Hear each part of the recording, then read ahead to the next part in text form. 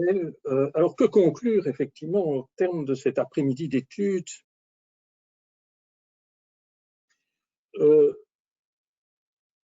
D'abord, une première constatation.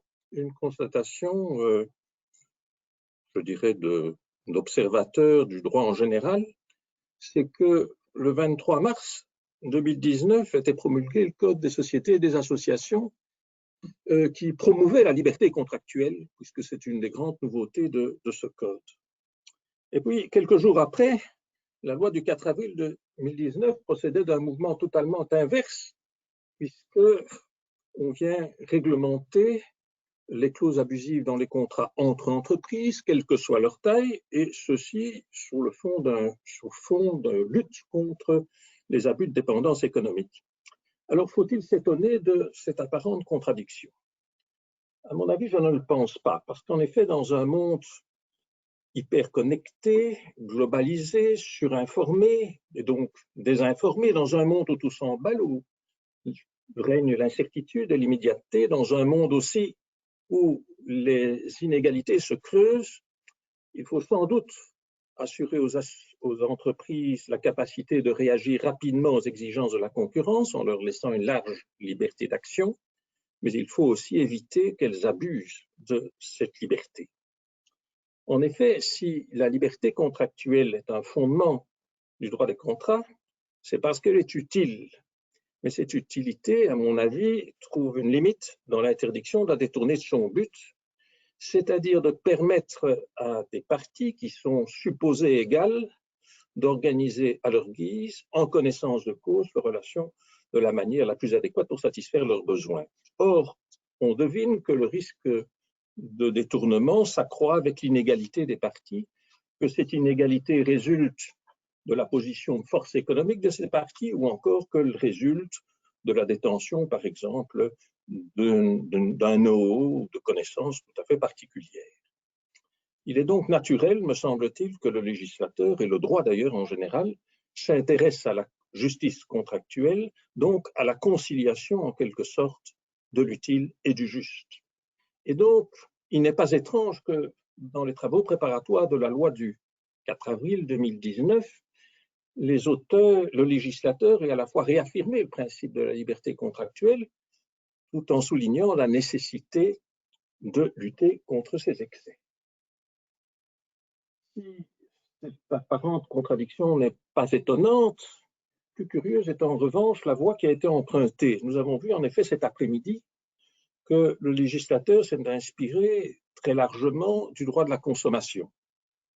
Or, qui ne voit en réalité que le droit de la consommation saisit une réalité qui est fondamentalement différente, puisque le droit de la consommation part de l'idée que le consommateur se trouve statistiquement, du moins, en position de faiblesse face aux professionnels.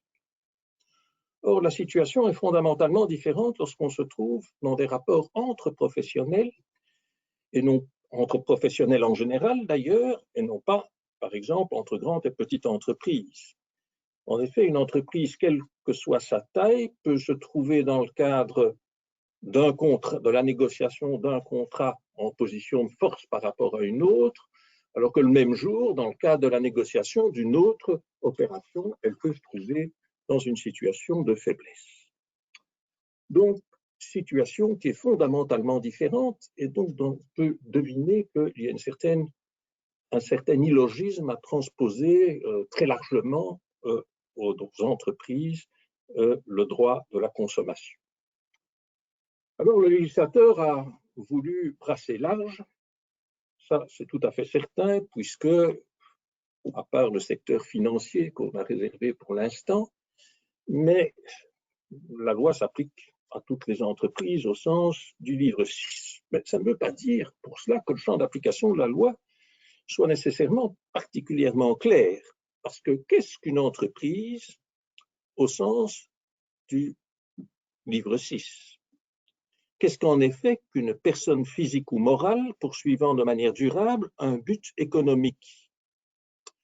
Faut-il par exemple, et c'est que cette entreprise offre des biens ou des services sur le marché, si on envisage la protection du consommateur, ça va de soi en quelque sorte, parce que si un consommateur contracte avec une entreprise, c'est forcément pour acquérir des biens ou des services.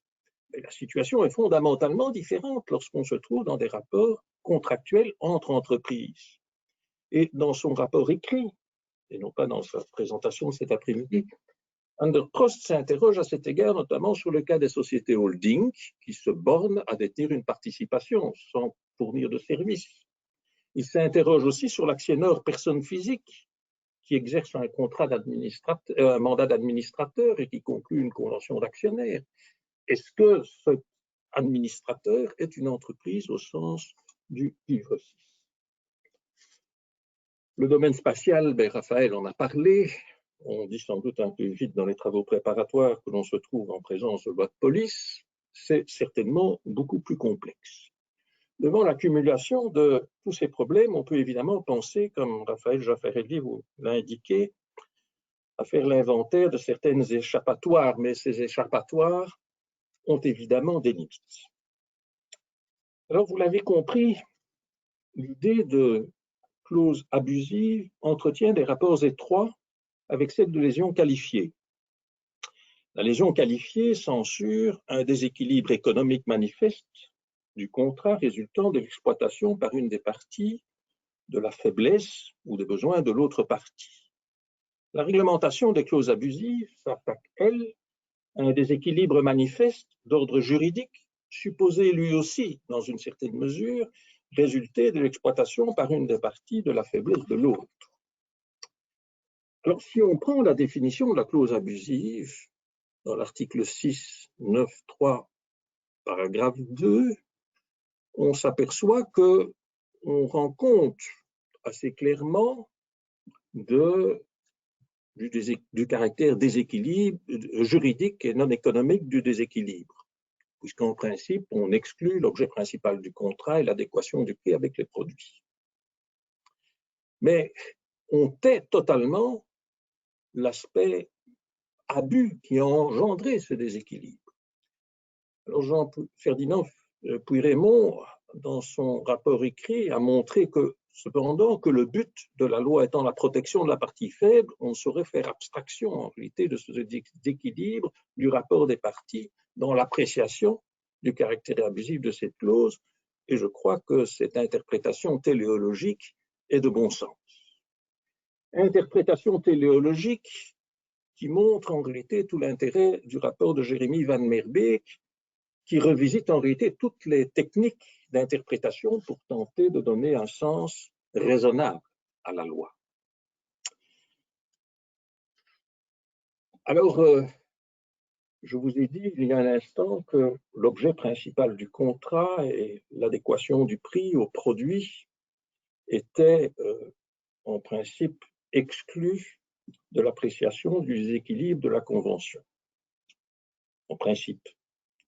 Mais que vise-t-on réellement par objet principal du contrat? Que vise-t-on par prix? Ça n'est pas clair. Est-il d'ailleurs si sûr que l'équilibre économique du contrat soit en principe exclu, comme le prévoit la loi? Rien n'est moins sûr, me semble-t-il, parce que l'article 6, 91 3, paragraphe 2, impose de tenir compte, pour juger du caractère abusif de la clause, notamment de l'économie générale du contrat.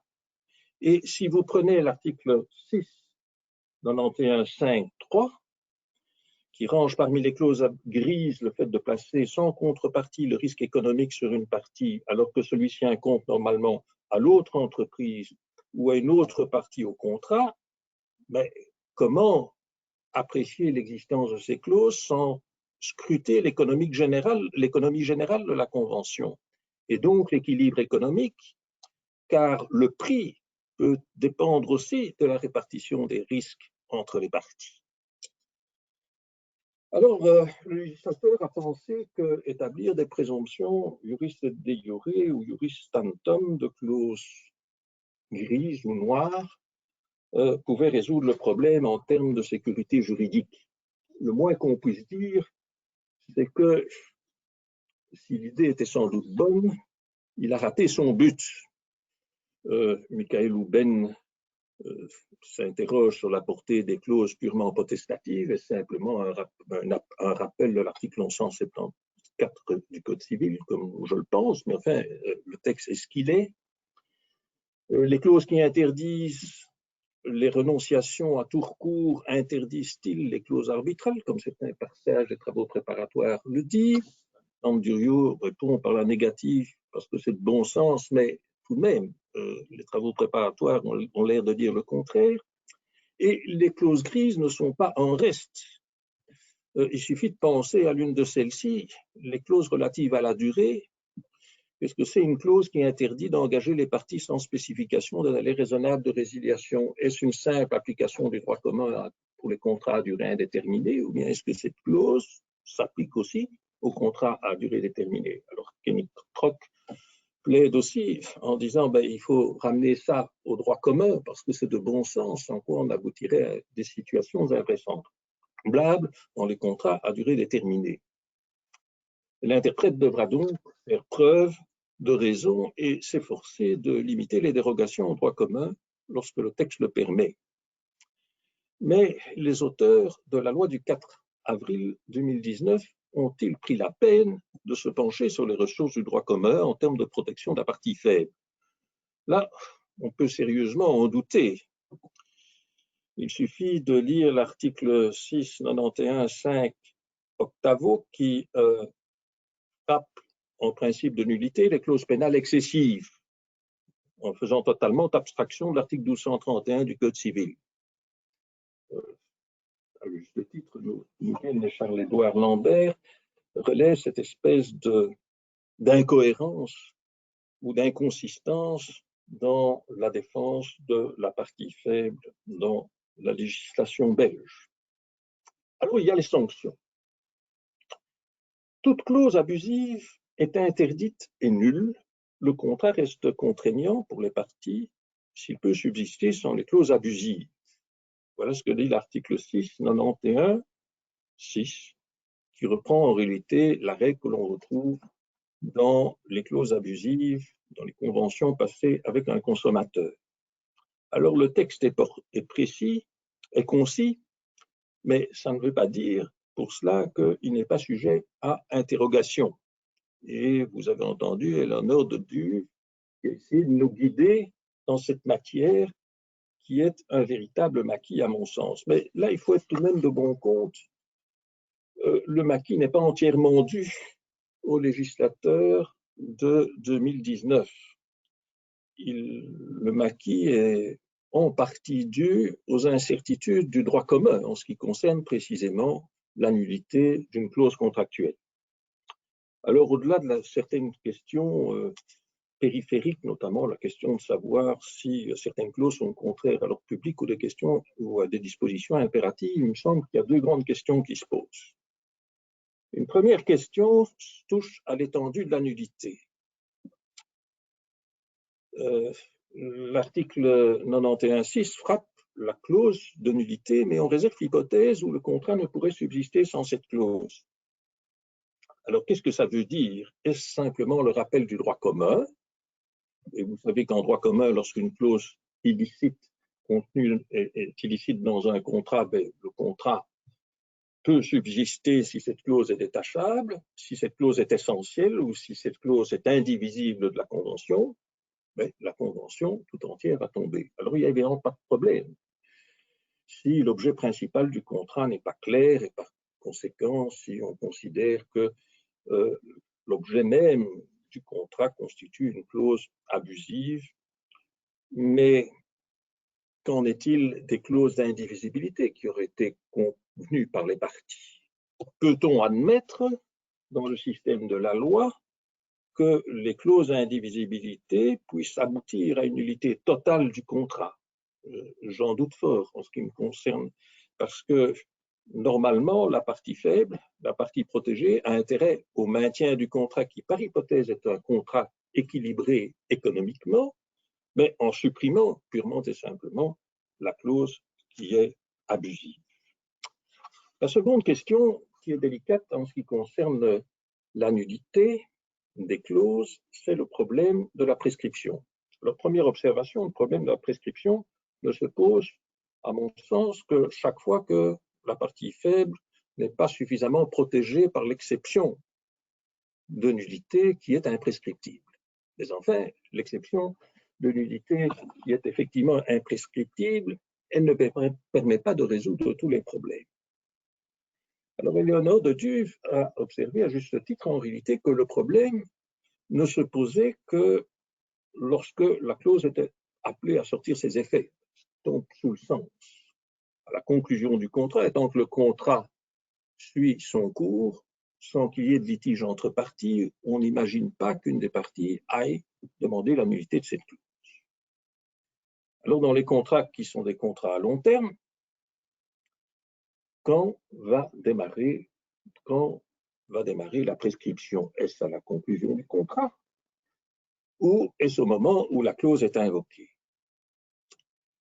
Alors, Éléonore de Duve propose de s'inscrire dans la thèse du professeur Van Ommeslack qui part d'une extension des alinéas 2 et 3 du Code civil qui vise notamment les vices de consentement et le mineur, et qui dit en réalité, ce n'est que lorsque on n'est plus sous l'emprise d'une erreur ou d'une violence ou d'un dol que le délai de prescription peut commencer à courir.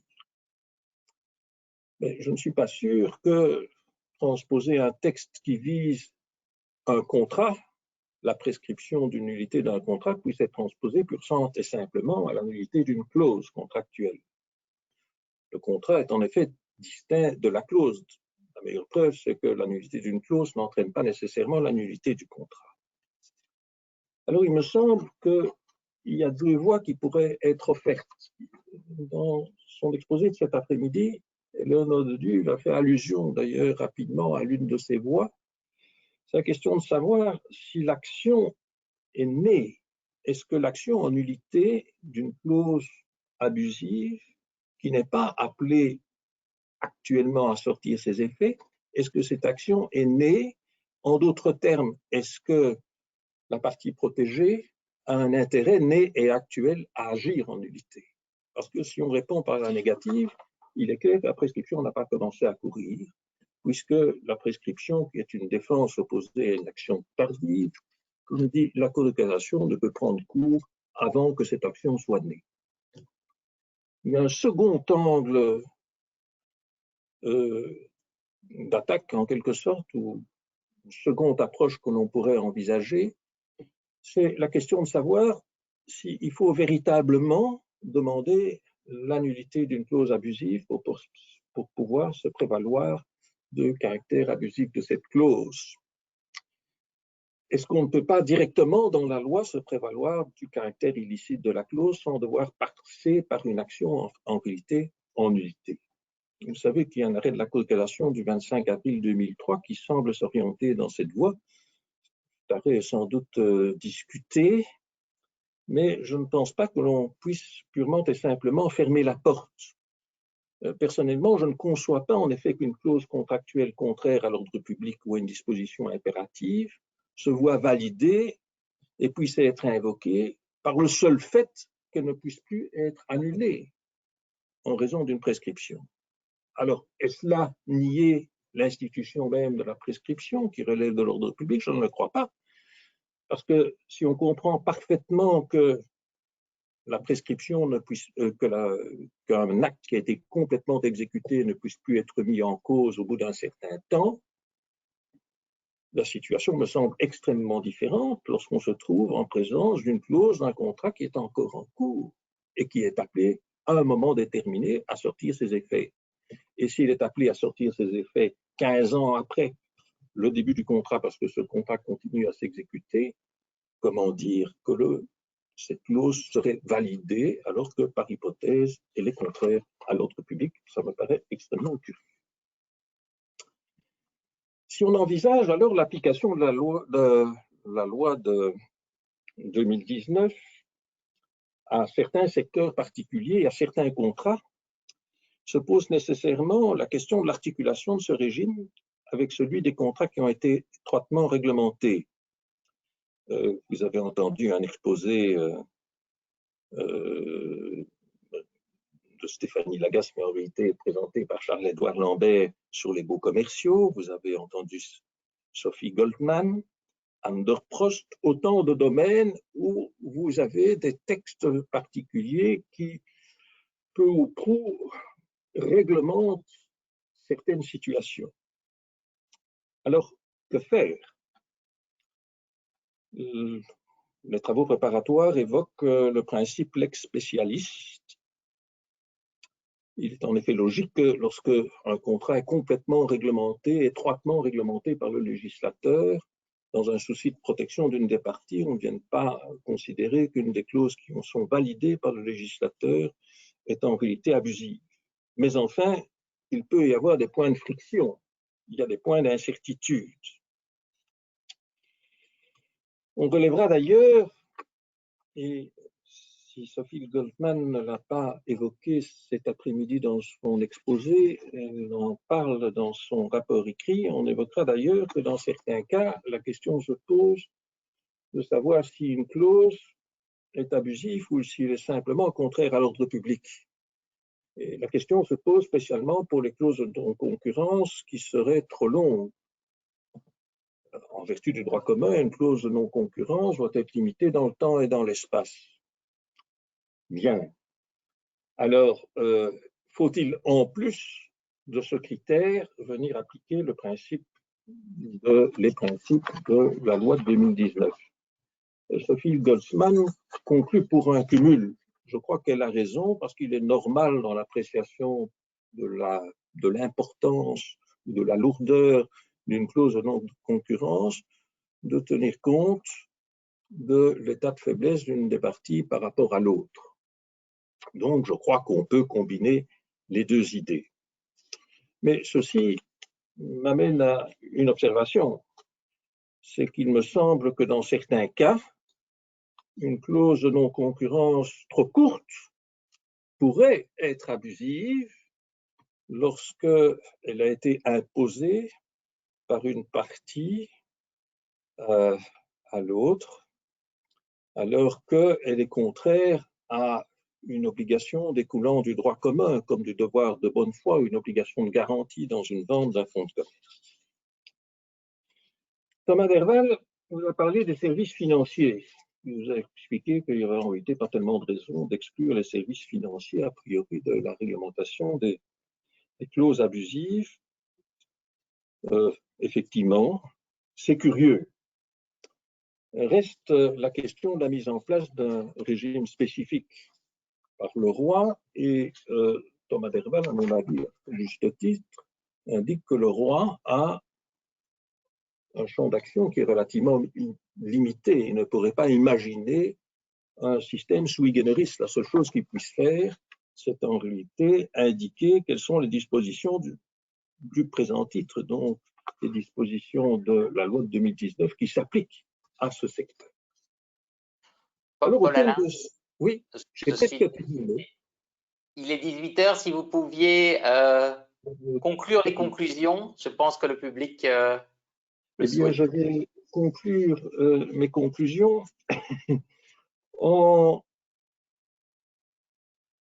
indiquant que Jérémy Van der Beek, dans son rapport, remercie le législateur d'avoir créé un cas d'école de nid à problème en matière d'interprétation. Et finalement, il s'en réfère, il se demande s'il ne faut pas s'en référer, il appelle les juges à la sagesse. Et je crois qu'effectivement, les juges en général sont sages et que ceux-ci s'efforceront de réduire les dérogations au principe du droit commun et feront preuve de raison et de bon sens. Et surtout, qu'ils gardent à l'esprit en réalité que la loi sur les clauses abusives tend à réprimer un type d'abus de droit et que l'abus de droit suppose que celui qui use d'un droit excède manifestement l'exercice de ce droit par une personne diligente et prudente. C'est donc à la marge qu'une clause contractuelle devrait normalement, lorsqu'elle est conforme au droit commun en tout cas, être considérée comme abusive. Et d'ailleurs, ce contrôle marginal et le contrôle que l'article 91.3 invite le juge à faire, puisque la clause n'est abusive que lorsqu'elle crée un déséquilibre qui est manifeste entre les droits et les obligations des parties. Voilà, je vous remercie. Je vous remercie beaucoup, Paul-Alain.